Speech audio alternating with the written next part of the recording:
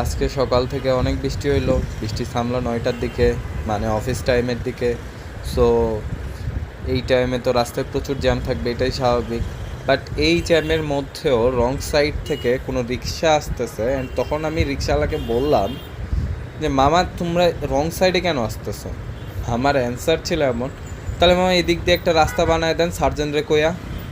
ভাই আমি খুব অবাক হয়ে গেলাম কথাটা শুনে, যে তারা কেউ আসলে কেউ রুলস মানতে রাজি না।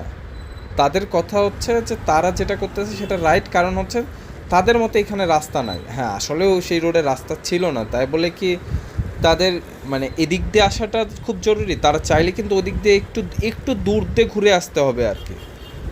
একটু সামনে গেলে কাঁটাটা পাবে, ওইখান থেকে ঘুরতে হবে।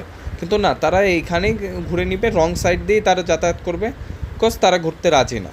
আর এখান দিয়ে কোনো এক্সট্রা রাস্তা নাই। ভাই আমি খুব অবাক হয়ে গেলাম তাদের চিন্তাভাবনা দেখে, যে মানুষের চিন্তাভাবনা এইরকম হয়ে গেলে দেশের উন্নতি হবে কিভাবে?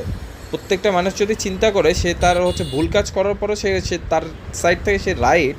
এখন মানুষ যখন ভুল করার পরও সে যখন হচ্ছে নিজেকে রাইট মনে করে, সো এটা তখন আর ভুল থাকে না। অ্যান্ড তাকেও তখন অত সহজে বোঝানো পসিবল হয় না যে তুমি যেটা করতেছো সেটা রং।